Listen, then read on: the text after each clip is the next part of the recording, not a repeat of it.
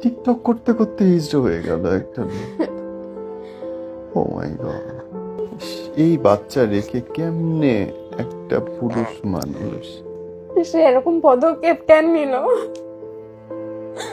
আজকে তো ভালো কিছু করতে পারতো, ভালো কিছু করেও তো বলতে পারতো। আজকে যদি ওরা ও বড় হয়ে বলে যে বাবা কই, আমি কি বলবো? আমারে ঘরে রেখে সে হিজলা গোবরের সাথে গিয়া ভিডিও করতো, টিকটক করতো। এখন আমার কাছে ওইগুলো আছে। শারীরিকভাবে অক্ষম, এই জন্যে উনি থার্ড জেন্ডার বা হিজলা হন নাই। শারীরিক ভাবে অক্ষম না, তার দুটা বাচ্চা হয়েছে। তো সে যাওয়ার পরে একদিন তার মারে নাকি ফোন দেয়, ফোন দিয়া বলে যে আমি মালয়েশিয়া যাইনি, আমি ইন্ডিয়াতে আসছি, আমি এখানে আসছি, আমি সার্জারি করাই। সার্জারি মানে? সার্জারি মানে সে হিজলা হয়ে যাবে আর কি, পুরুষ থেকে হ্যাঁ মেয়ে। হ্যাঁ হ্যাঁ হ্যাঁ। আর এটারও সাহায্য করতেছে তারা হিজলারা।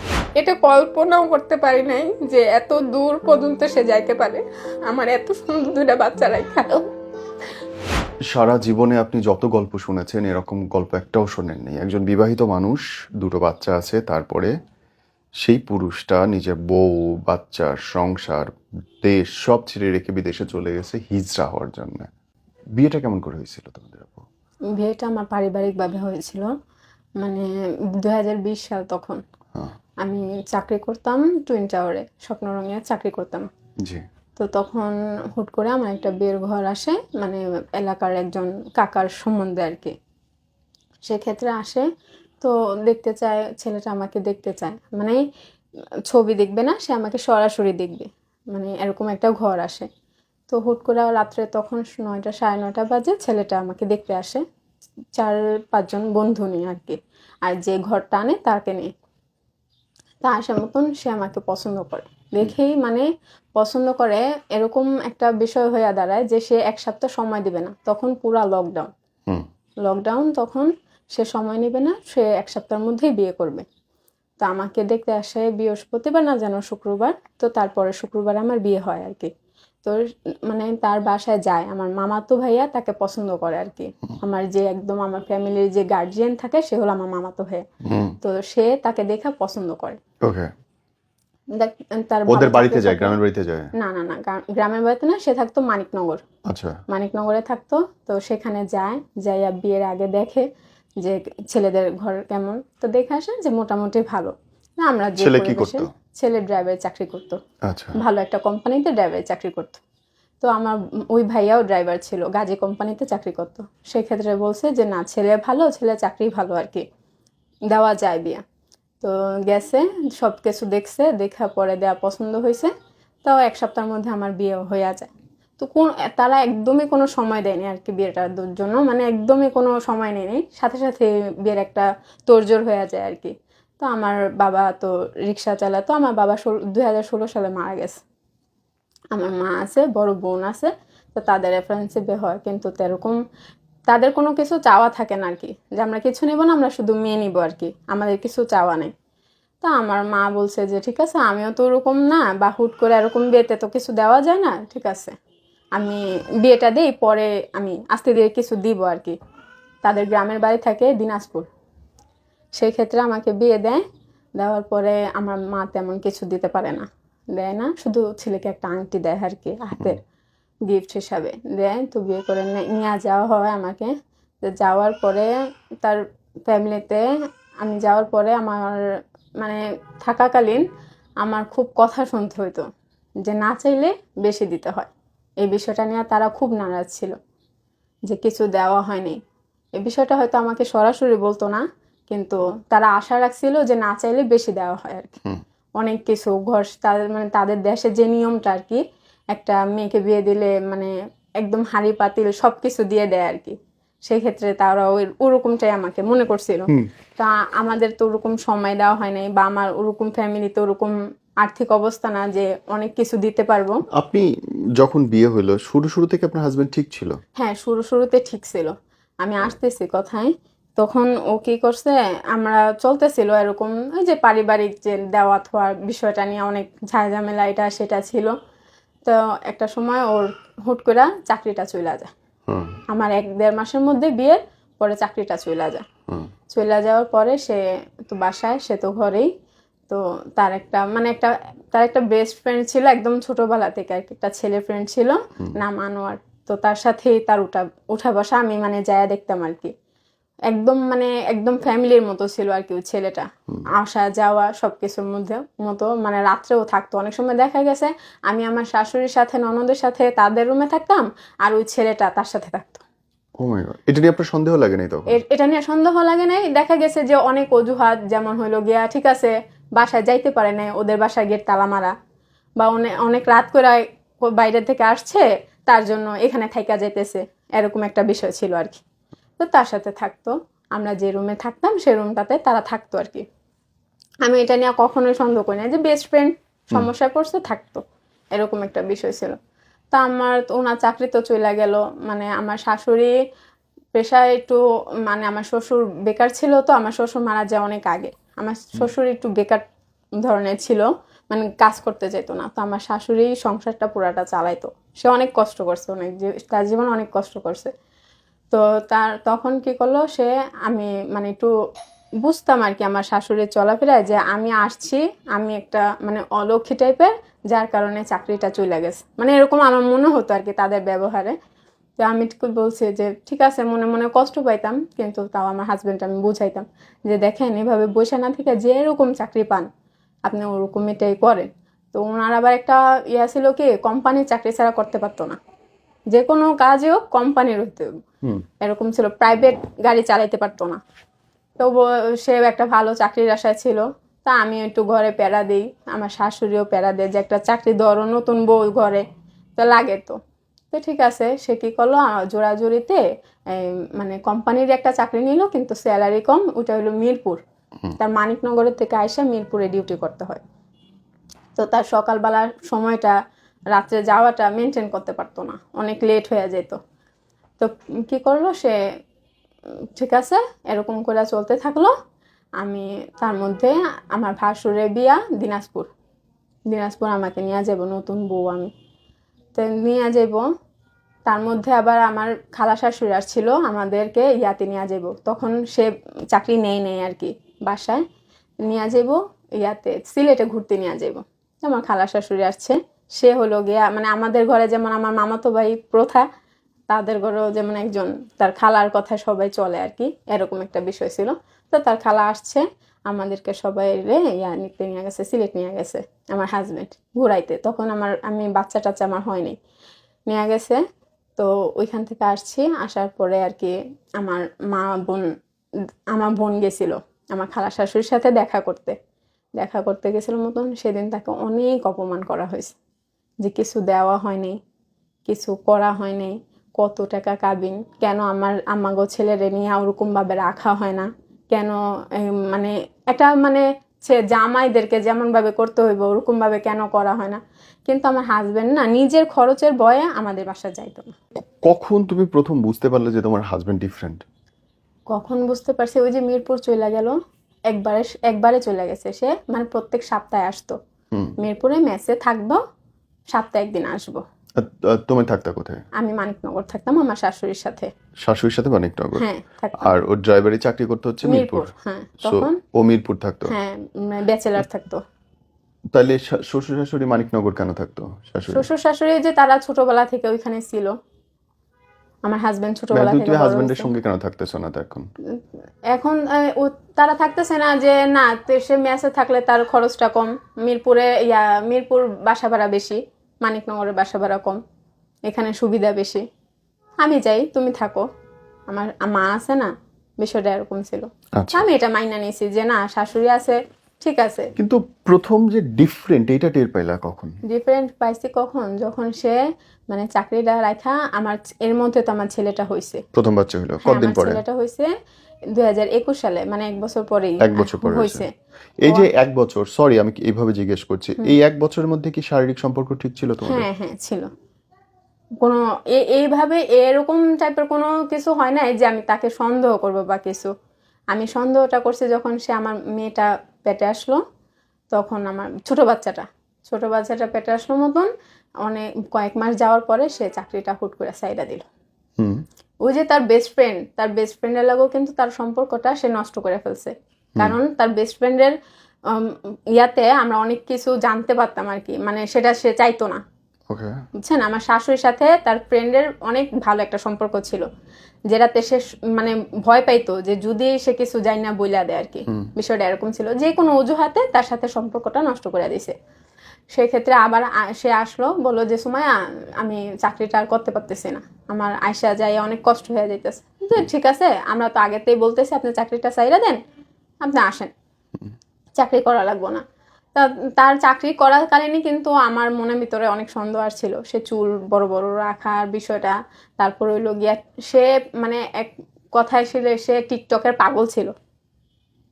টিকটকটা তার মানে ভাত খাওয়ার মতো হয়ে গেছিল, মানে এত সে পাগল ছিল। সে ওই যে টিকটকে থাকে ওই যে মিলন মেলা কি বলে এগুলাতে মানে পার্টিসিপেন্ট করতো আর কি, মানে যাইতো আর কি ওইগুলাতে। তো অনেক সময় সত্য কথা বললেও যেত, অনেক সময় মিথ্যা কথা বললেও যাইতো। তো তার না অঙ্গভঙ্গিটা, তার টিকটকের ধরনগুলো আমার পছন্দ হইতো না। আমি এটা অনেকবার বলছি যে দেখেন এগুলা কি, আমাদের একটা ছেলে হয়েছে, ও যদি ভবিষ্যতে এগুলা দেখে আপনার, তাহলে তো ওর ভবিষ্যৎটা তো ভালো হইব না, আপনি এগুলা করেন না। কিন্তু সে মানে এটাতে কেয়ার করতো না আমার কথা, যে না করবো না, এরকম কোনো বিষয় ছিল তার না। ছেলে বন্ধুরা বাসায় আসতো তার? হ্যাঁ, ছেলে বন্ধুরা আসতো, ছেলে বন্ধুরা ওই একই টাইপের ছিল আর কি। ওই ছেলে বন্ধুগুলোর সাথে হিজলাগো উঠা বসা ছিল আর কি, আসা যাওয়া ঘরে এরকম ছিল আর কি। হিজলার আমাদের ঘরে কখনো আসতো না, আমি পছন্দ করতাম না দেখা, কিন্তু তার আসা যাওয়া ছিল হিজলাদের বাসায়। ওই মানিকনগরেই হিজলাদের বাসা ছিল আর কি। ওকে। তার বন্ধুর মাধ্যমে হিজলাগোর সাথে তার পরিচয় হয়েছে। পরে পরিচয় হওয়ার পরে সে এই যে যখন সেকেন্ড বাচ্চা যখন পেটে আসলো, আপনি বলতেছেন যে তখন আপনি বুঝতে পারলেন বা হ্যাঁ সন্দেহ, হ্যাঁ কি রকম সিমটম দেখে বা চোখে কিছু কিরকম দেখছেন কিনা? সিমটম দেখছে, যে ফোন তার ফোনটা সে অনেক প্রাইভেট করে রাখতো। হুম। প্রাইভেট বলতে মানে লক করে রাখতো, আমার তেমন ধরতে দিত না। তার ফোন ছাড়া সে বাঁচতো না, খাইতে বলেও ফোন দেখতো, হাতে রাখতো, যেভাবেই হোক তার ফোন কারো হাতে দেওয়া যাবে না, এরকম একটা বিষয় ছিল। তা আমি আমার ছেলেটার আবার দিত একটু কার্টুন দেখার জন্য, তখন আমি ফাঁকে যাই যেভাবেই পারতাম আর কি, কারণ আমার মনে সন্দেহ ঢুকছিল যে সে এত ফোনে কি করে। হুম। তখন আমি একটু ফোনটা লুকায়া ঝুকায়া দেখতাম। তা আমি দেখতাম যে অনেক কিছু, অনেক মানে ছেলে মানুষগুলোকে ডাকতো, ছেলে মানুষকে ডাকতো, বা ছেলে মানুষকে মানে এরকম কথাবার্তা বলতো যেটা মানে একটা সুস্থ ছেলে মানুষ বলে না। কিরকম? কিরকম বলতে যে ঠিক আছে তুমি অনেক সুন্দর, তুমি আমার সাথে কথা বলবা কিনা, মানে একটা থাকে না একটা ছেলে মানুষ অন্য টাইপের হলে যেরকম, আমার এগুলা ভাল লাগতো না। মানে অচেনা ছেলে গড়ো ফ্রেন্ড লিস্টে যারাই থাকতো বাজে ভিডিও পাঠাইতো। তারপর নিজের? হলো হ্যাঁ নিজের না আছে অন্য মানুষের, যেভাবে হোক মানে পাঠাইতো, পাঠাইয়া কথা বলতো। তো তখন মানে আমি এগুলা দেখতাম, দেখার পরে আমি টিকটকেও দেখতাম, আমি মানে ফেসবুকেও দেখতাম, আমি তার ইমোতেও দেখতাম যে সে এইগুলা করতো আর কি। তার মধ্যে তো তার চলাফেরা আছে সব, মানে তার ইন টোটাল সব বন্ধু হয়ে গেল হিজলা, মানে হিজলাদের সাথে তার চলাফেরা, ঘন্টার পর ঘন্টা হিজলাগোর সাথে থাকা, উঠা বসা, সব কিছু তার হিজলা। ওই যে ওই চাকরিটাও সাইরা দিল, এখন যতটা অবসর টাইম পায় সে ওইখানে, আমার ওরকম ভাবে সময় দিত না। এর মধ্যে আপনার সঙ্গে শারীরিক সম্পর্ক বন্ধ? না, শারীরিক সম্পর্ক বলতে আমাদের মধ্যে যে হাজবেন্ড ওয়াইফ দেখা গেছে যে খুব কম।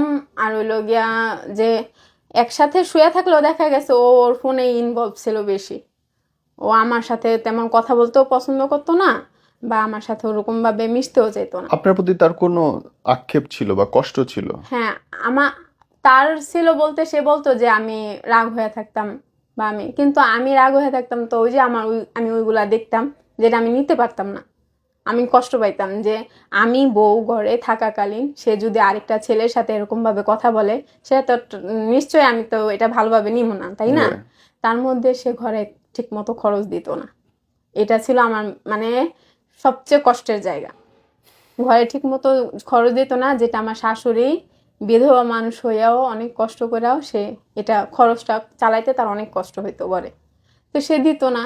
তো এটা নিয়ে আমার শাশুড়ির মধ্যে আমার একটা মন মালিন্য হইতো, এটা তো স্বাভাবিক। সে বলতো হয়তো আমার পছন্দ হইতো না, বা আমি এভাবে নিতে পারতাম না। আমি তারা অনেকভাবে বুঝাইতাম যে দেখেন আপনার মা তো বয়স হয়েছে, আপনি কিভাবে এরকম করে পারেন, আপনি কিছু একটা করেন। তো সেক্ষেত্রে সে আবার আরেকটা চাকরি নিল, কি ওই যে ভাড়ায় ভাইরা প্রাইভেট কার চালায়, ওরকম একটা চাকরি নিল, নেওয়ার পরে তো চলতেছে। ওই ওই মানে সে যদি 2 দিন কাজ করে, সে 3 দিন ওই হিজলাগোর সাথেই থাকে।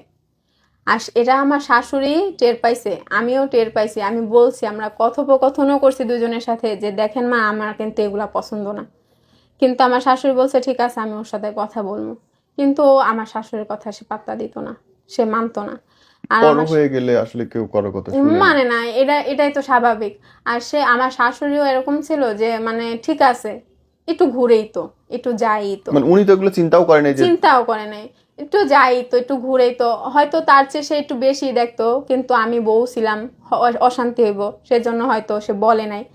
এই যে আপনাকে স্ট্রেট ওয়েতে সে বললো কবে, বা আপনি কখনো ধরছেন তাকে এরকম অবস্থায় কোনো কিছুতে? তাকে ধরছি বলতে, আমি রাগারাগি হয়েছে আমার শাশুড়িতে, তাহলে লাস্টে বলতে হয় যে আমি আমার শাশুড়ির সাথে, আমার হাজবেন্ডের সাথে রাগারাগি করে আমি চলে আসছি জি আমার মার বাসায়। জি। আর তার মাঝে যতবার তার সাথে আমার অশান্তি হয়েছে, আমি বলছি যে আমি সংসার করব না। এটা বলার আমার কারণ আছে, কারণ ওই যে আমি ওইগুলা দেখতাম, সে মানতো না, সে সরে আসতো না, তার জন্য আমি বলতাম। এটা তো বলা আমার স্বাভাবিক। লজিক্যাল। আমি এইভাবেও বলছি যে দেখো, যদি তোমার আমারে ভালো না লাগে, যে না মনের মিল হইতে হবে এমন কোনো কথা নাই। যদি মনের মিল না হয়, যদি আমার কাছে ভালো না লাগে, তাহলে তুমি আমার ছাইড়া দিতে পারো, আমি চলে যেতে পারি, আমি তোমার কাছে কোনো দাবি রাখবো না। আমি এরকমও বলছি। কিন্তু সে বলছে না, তুমি যা ভাবো তা না, তুমি ভাবতেছো যে শরীফ থেকে শরীফা হওয়ার গল্প, কিন্তু আমি তা না। সে আমাকে এরকম ভাবে বুঝ দিত আর কি। তো ঠিক আছে, আমি তো বুঝতাম। তো পরে দিয়ে আমি আয়সা পড়ার পরে সে কি করলো, আমারে নিতে আসলো না। 1 মাস, 2 মাস, 3 মাস, 4 মাস, 5 মাস, 6 মাস, এরকম যাইতেই আছে। সে আমার এই ছোট্ট মেয়েটাকে আমি 3 মাসে নিয়ে ওই ঘর থেকে বাইরে আসি। এই 3 মাসের বাচ্চাটারেও এই 6, 7, 8 মাস, এই 11 মাস চলে, সে একটা দিন দেখতে চায়নি। আমার ছেলেটার তখন 2 বছর, দেখতে চায় নাই, আসে নাই। অনেক অশান্তি হয়েছে, অনেক কিছু হয়েছে। আমার ফ্যামিলি থেকে অনেক রাগ ছিল যখন আমি এগুলা বলছি। সে এরকমও সময় গেছে, আমার ছেলেটা পেটে আমার এরকম মারছে, আমি চাইলে মইরা যেতে পারতাম, এরকমও হয়েছে। আমার মেয়েটা পেটে আসছে, আমাকে এরকম মানে মাইরেই ফেলতে চাইছে। ও মাই গড। আমার সিজার হয়েছে, আমার সিজারের 2 মাসে সিজারের মানুষটা আমার এরকম ভাবে পিটাইছে যে একটা মানে গাথারেও পিটায় না। আমার এই শরীরও আমার সে মারছে। সে চায় নাই, আমি তার ব্যবহারে আচরণে বুঝতাম যে সে আমার পছন্দ করতো না, কিন্তু সে এটা কখনো মুখে উল্লেখ করতো না, বা আমিও তার সাথে মানায় নিতে পারতাম না। কেন আমি এগুলা সহ্য করতে পারতাম না? এটা তো স্বাভাবিক। আমি আমার ছেলেটার খুব ভালো একটা ভবিষ্যৎ চাইছিলাম, যে আপনারা আমরা যাই হই না কে, আমার ছেলেটার ভবিষ্যৎটা যত সুন্দর হয়। কিন্তু সে কথাটা শোনে নেই। আর তাদের ফ্যামিলিটা এরকম একটা পর্যায়ে চলে গেছিল যেখানে থাকলে আমার ছেলেটা ভালো থাকতো না। পরে আমি আইসা পড়ার পরে যে অশান্তি হয়েছে, এই পারিবারিক অশান্তিতে আমি আইসা পড়ছি, কিন্তু সে আমার খোঁজ খবর নেয়নি, বা আমার সন্তানেরও নেয়নি। না নেওয়ার পর আমি একদিন, ঠিক আছে, সে ফোন দিছিল, খালি জিগাইছিল যে কখন গেছো। আমি যখন আইসা পড়ি তখন ঘরের ভিতরে কেউ ছিল না, কিন্তু সে তারা জানতো যে আমি আইসা পড়ব। আমি কাপড় চোপড় গোছাইতেছিলাম, আমার হাজবেন্ড দেখা তা চলে গেছে, বাইরে চলে গেছে। আমার শাশুড়িও বাইরে চলে গেছে, বলছে আমারে যাইতে না, কিন্তু আমার থাকা অবস্থা মানে একদমই কোনো রাস্তায় ছিল না। আমারে ঘরে রেখে সে হিজলা গোবরের সাথে গিয়া মানে ভিডিও করতো, টিকটক করতো। এখনো আমার কাছে ওইগুলো আছে, আমি এগুলা দেখতে পাই। যখন আমি তার সংসারে আসি উপস্থিত, যখন দেখি যে সে আমাকে ঘরে রাখা অন্যদের সাথে, যারা মানে সমাজের বাইরের, তাদের সাথে মেলামেশা করে এরকম ভাবে, তখন তো আমার খারাপ লাগাটা স্বাভাবিক। আর আমার এই মনের এই কষ্টগুলা আমার শাশুড়ি কখনো বুঝতে চাইতো না।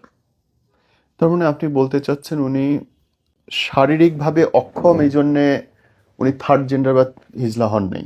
শারীরিকভাবে অক্ষম না, তার 2টা বাচ্চা হয়েছে তো। তার মানে উনি হইল কেন তাইলে? উনি হইলো, উনি আমি যতটুকু বুঝি, ওনার মানে একটা তো ছিল যে ছেলে মানুষের প্রতি দুর্বলতা, এটা তো আগে থেকেই ছিল। আপনার আগে থেকে? হ্যাঁ, আমার আগে থেকে এটা তো আমি বুঝতেই পারছি, ওই যে মানে মেসেজে যে কথা বলতো এটাতে তো বোঝাই যায়। জি। এটা ছিল একটা কথা। আরেকটা হলো গিয়া যে সে হিজড়াদের সাথে এরকম ভাবে চলাফেরা করতো, হিজড়াদের লাইফ স্টাইলটা যখন দেখতো যে সে অন্য জায়গায় সফল পাইতেছে না চাকরি বাকরিতে, যখন দেখে যে তাগর লাইফ স্টাইলটা সুন্দর, হয়তো তার লোভ হয়েছে, হয়তো তার লোভ দেখানো হয়েছে যে কম কষ্টে টাকা উপার্জনের একটা রাস্তা আছে, এটাও হইতে পারে।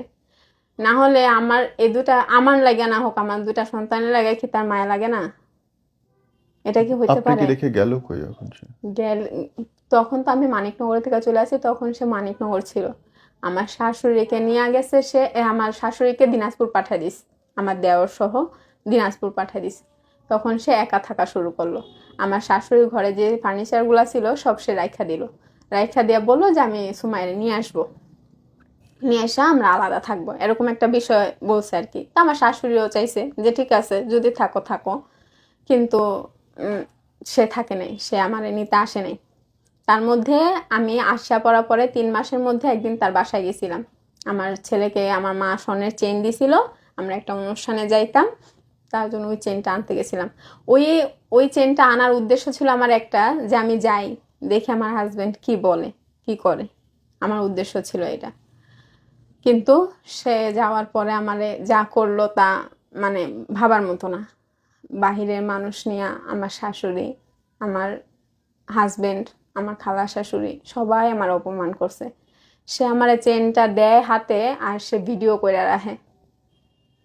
করে রাখে যেন আমি পরে ওইটা অস্বীকার না করি। আর এরকম ভাবে ভিডিও করছে যেটা মানে পরকিয়া করলে স্ত্রী ধরা খাইলে যেরকম একটা বিষয় হয়ে যায়, ঠিক ওইভাবে।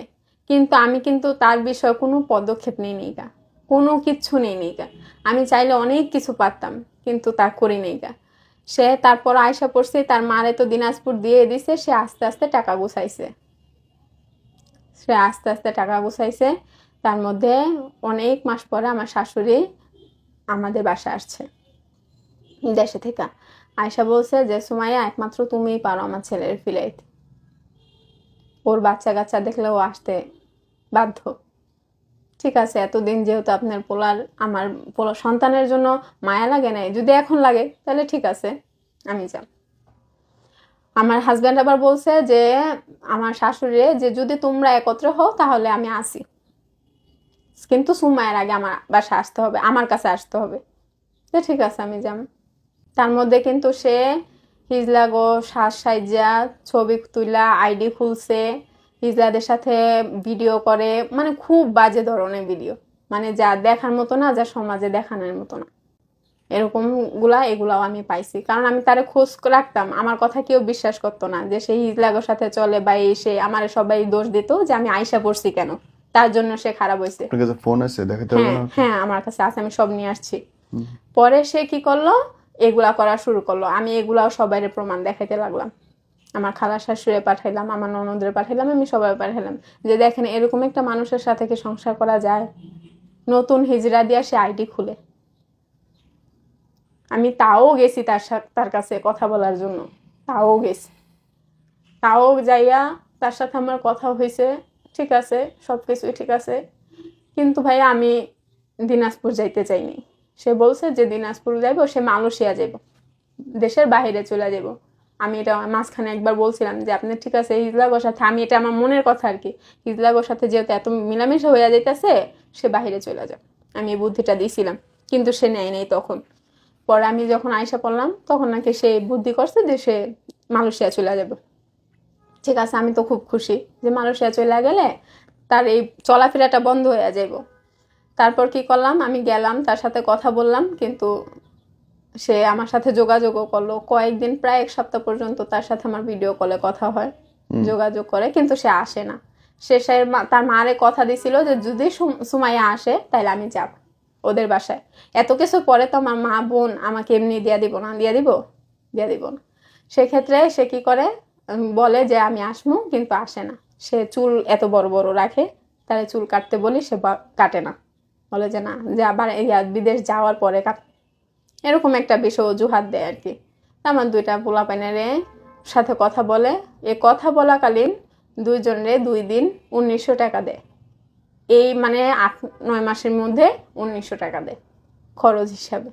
এমনি দেয়, মাইয়া দুধ কেনার জন্য দেয়। তো ঠিক আছে দেয়, তার লগে কথা হয়। একদিন আমি বলতেছে কি দিনাজপুর যাম, বিদেশ যাওয়ার আগে মার সাথে দেখা করে আসবো। তো ভালো কথা, যান। কয় তুমি চলো। আমি কইছি না, আমি এখন যাবো না, কারণ এখন গেলে বিষয়টা অন্যরকম হয়ে যাবো। কি আমার শাশুড়িরে আমি মানে ওরকম ভাবে বিশ্বাস করতে পারি না। সে আছে আমার আটকাই দিব বা আমার সন্তানরা আটকাই দিব, যার কারণে আমার থাইকা যেতে হইব। কিন্তু আমি এমনি গেলে তো আমার হাজবেন্ডের কোনো ভয় ঢুকলো না, কিছু হইলো না। সেক্ষেত্রে আমি এইভাবে যাবো না, আমার গার্জিয়ান তো এটা মেনে নিব না। আমি যাবো না। কয় ঠিক আছে, আমি আয়াত্রে নিয়ে যাবো, মানে আমার ছেলেরে নিয়ে যাবো। ঠিক আছে যান। ঠিক আছে, আমার শাশুড়ির সাথেও কথা হয়, তার সাথেও কথা হয়।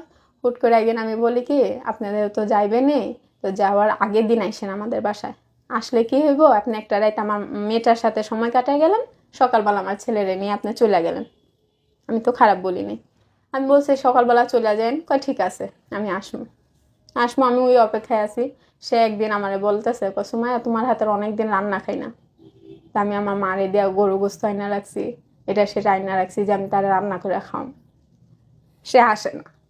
সে ফোন দিয়া বলে যে আয়াত্রে রেডি করাই দাও, আমি আয়াত্রে নিয়ে যাবো, মানে রাস্তা থেকে নিয়ে যাবো আর কি, নিয়ে যাবো। আমি আমার খালার বাসায় রাত্রে থাকবো, সকালবেলা আয়াত্রে নিয়ে আমি দিনাজপুর চলে যাবো, আমি শ্যামলেই থাকবো খালার বাসায়। তখন কি আমার কষ্ট লাগে না যে আজকে 8-9 মাস হয়ে গেল সে আমার সারা। আর তার আমি একটা রাত আমার সন্তানটার সাথে সে আসতো, আমার গার্জেনের সাথে কথা বলতো। আমার চিন্তা ছিল কি ভাইয়া যে সে আসবো, আমার ফ্যামিলির সাথে কথা বলবো, তারপর আমি তার সাথে দিনাজপুর যাম, তাহলে তো আমার ফ্যামিলি আমার দিব বা আমিও যাইতে পারবো, একটা আশ্বাস ছিল। সে আসে না। তারপরের দিন সকালবেলা ফোন দেয়। আমার শাশুড়ি আমার অনেক রিকোয়েস্ট করে যে তুমি আসো। আমি বলছি না, আমি যাবো না। তারপর আমি আমার ছেলেটারও দিই না, যে না আপনি যেহেতু আমার কাছে আসতেই পারবেন না, তো ছেলে নিয়ে কি করবেন, ছেলে নিয়ে যদি আটকায় রাখেন, আমার চিন্তা ভাবনা হইবে, আমি দিই না। না দেওয়াতে তার পরের দিন সকালবেলা ফোন দেয়। আমি মনে করছি সে যায়নি, কারণ পোলাটা ছাড়া আমারে ছাড়া তো মনে হয় না যাইবো। কিন্তু সে যায় দিনাজপুর, চলে যায় ফোন দেয়। তা আমার ছেলেটায় ক্যামেরা ধরা রাখে, আমার ছেলেটায় দেখে, প্রথম দেখা কয় বাবা তুমি চলে গেছো বাড়িতে। তা আমি মনে করছি যায় না, আমি বলছি না যায় নাই বাবা, বাবা ঢাকাতে আস। কিন্তু আমি দেখি যে না, সে দিনাজপুর চলে গেছে। বলতেছে আমি দিনাজপুর আইসা পড়ছি। তারপর আর আমি একটা কথা কই না, আমার ছেলের সাথে সবাই ভিডিও কলে কথা কইছে। এখনকার অবস্থা কি বোন? এটাই হইল গিয়ে এখনকার অবস্থা, যে সে তার মার সাথে বলে যে সে মালয়েশিয়া চলে যাবে, তার সাথে আমার যোগাযোগ এখন একদমই নাইকা। কিন্তু সে চলে যায় হলো ইয়াতে, ইন্ডিয়া, দিল্লিতে, এই হিজলাদের সাথে সাহায্যে সে দিল্লিতে চলে যায় অবৈধভাবে চলে যাইয়া সে ওইখানে পুরা মানে হিজলাদের গঠনে যে কি করে, মানে বলে না যে সরা পরে না কি পরে, এগুলা পইরা সে একদম মানে হিজলার মতো সাইজা ওইখানে থাকে, শাড়ি পরে, 3 পিস পরে, সে ওরকম ভাবে থাকে। তার মানে আর কোনো যোগাযোগ নাই। আমি ইমোতে ফোন দেই, সে লাইনে নাই। আমি হোয়াটসঅ্যাপে ফোন দেই, সে নাই। আমি ফেসবুকে ফোন দেই, সে নাই। সে কোথাও নেই। সে যাওয়ার পরে একদিন তার মারে নাকি ফোন দেয়, ফোন দিয়া বলে যে আমি মালয়েশিয়া যাই নাই, আমি দিনাজপুর ইয়াতে আইছি, ইন্ডিয়াতে আসছি, আমি আর ফিরবো না। তুমিও বুঝো নাই আমারে, আমার বউ আমারে বুঝে নাই, আমি এখানে আসছি, আমি সার্জারি করাইতে আসছি। এখন আমি জানি না সে সার্জারি করছে নাকি। আমি সার্জারি মানে সে হিজলা হয়ে যাবে আর কি, পুরুষ থেকে হ্যাঁ হ্যাঁ হ্যাঁ হ্যাঁ। আর এটারও সাহায্য করতেছে তারা হিজলারা। তাদের সাথে এরকম হিজলা মানে 100 থেকে মনে হয় যে 80% হিজলাই সব ছেলে মানুষ, কিন্তু থাকে হিজলাদের মতন। কেন? টাকা ইনকাম করে। এটা সহজ, এটাতে স্বাধীনতা বেশি, এটাতে নিজের মতো থাকা যায়, নিজের মতো চলা যায়, সবকিছু করা যায়। ও মাই গড। এখন সে আমি যোগাযোগ করার চেষ্টা করছি, আমার শাশুড়ি, আমি যেভাবে হোক আমি এটা শুনতে পারছি, আমি অনেকভাবে যোগাযোগ করার চেষ্টা করি, পাই না। কিন্তু আমি 3 রাত আমি অনেক খোঁজাখুঁজির পরে আমি তার ওই নতুন আইডিটা পাই, যেটা সে বর্ষা খান দিয়া ওইখানে খুলছে, ইন্ডিয়াতে? ইন্ডিয়াতে খুলছে, দিল্লিতে গিয়া খুলছে। ওইটাতে আমি পাই যে সে এখন রানিং আছে, তার ওই যে টাকা তুলে ভিডিও করে, টিকটক করে, এই আছে। ও মাই সে গড। আমারও একটা কথা বলে জানাই যে তুমি বাচ্চাগুলা কিভাবে রাখবা, কি করবা। আমি জানবা আমি তার নামে কোনো পদক্ষেপও নেই নেই, চিন্তা করছি যে হয়তো সে মুহূর্তে পড়ে এগুলা করতেছে, আমার সন্তানের মায়ের সে আইসা পড়বো, একটা সময় ঠিক হয়ে যাইব, কিন্তু সে এটা করে নাই।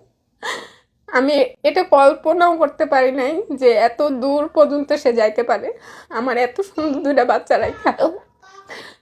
আপনি না বিধবা না ডিভোর্সি না নতুন? আমি এখন কাউরে বলতেও পারি না, আমি আজকে 11টা মাস ধরে আমার মার বাসায় আছি। আমাকে অনেকে জিজ্ঞাসা করে যে এতদিন আইসা আছো, কি হয়েছে, আমি বলতে পারি না। আমার ছেলেটা আমার জিজ্ঞাসা করে মা বাবা কই, আমি বলতে পারি না। আমি জানেন ভাই, আমি তাদের কাছে থেকে কিছু চাইনি যে আমার এভাবে রাখতে হইব, ওইভাবে রাখতে হইব, কিন্তু আমি আমার ছেলে একটা ভবিষ্যৎ চাইছিলাম। বলছি আপনি এগুলো করেন না, আমার ছেলেটা নষ্ট হয়ে যাব, কিন্তু সে শুনে নাই।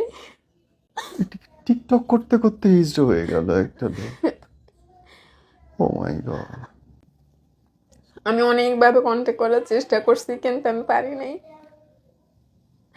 রাগ থাকতো আমার উপর যদি, আমি হ্যাঁ বলছি ইসলাদের সাথে চলে, যেটা সত্যি সেটাই তো বলছি, এটা তো একটা কারণ, এটাই তো ঘরের অশান্তির কারণ, সেক্ষেত্রে তো আমার এটা বলতে হবে, মানুষের জানাইতে হবে।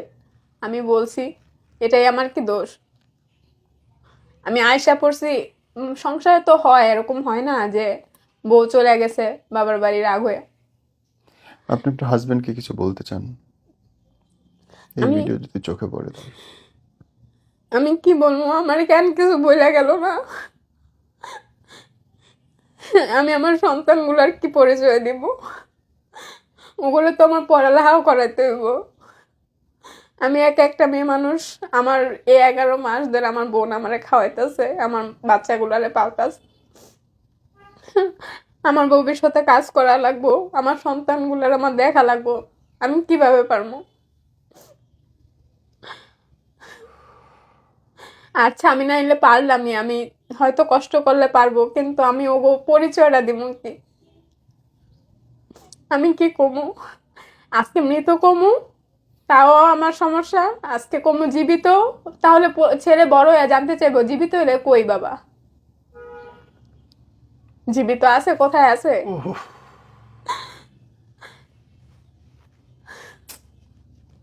আমি জানি না আমি কি বলবো অ্যাকচুয়ালি। সে আমার আগেই বলতো যে সময় আমার এই সংসার ভালো লাগে না, বা আমি এইভাবে আর থাকতে চাই না। আমি কখনো তার, আমার অনেকে বলছে সে বাংলাদেশে থাকতে যে তার নামে একটা কিছু করার জন্য, আমি করিনি, কইছি না। আমার তার 2টা সন্তান আছে, এই 2টা সন্তানের মায়ে তো সে ফিরে আসবো।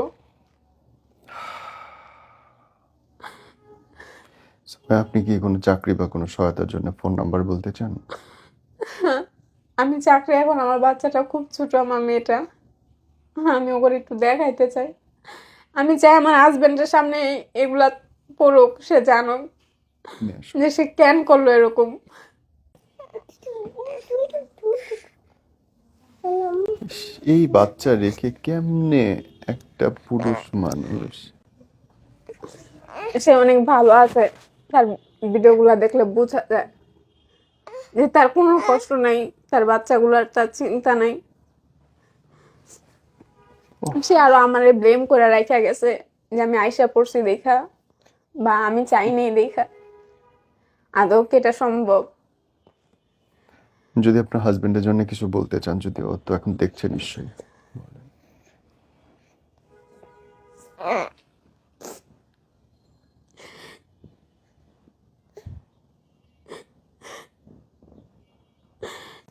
সে এরকম পদক্ষেপ কেন নিল? আজকে তো ভালো কিছু করতে পারতো, ভালো কিছু করেও তো বলতে পারতো যে তুমি যা ভাবছো তা ভুল।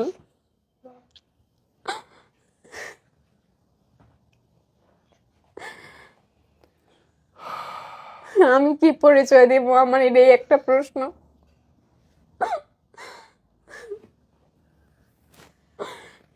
কি পরিচয় দিলে ওরা ভালো মতো মানুষ হইতে পারবো? আজকে যদি ওরা ও বড় হয়ে বলে যে বাবা কই, আমি কি বলবো?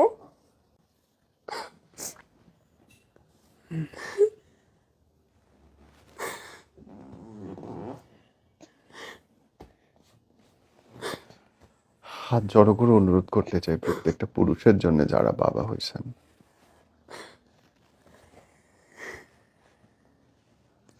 যখন একটা সন্তানকে দুনিয়াতে আনছেন তারপরে আপনার আমার বলে আর কিছু থাকে না। আমাদের জীবনটা শুধুমাত্র আমাদের সন্তানদের জন্য। ভালো থাকেন বোন, আল্লাহ ভালো করুক, দোয়া করি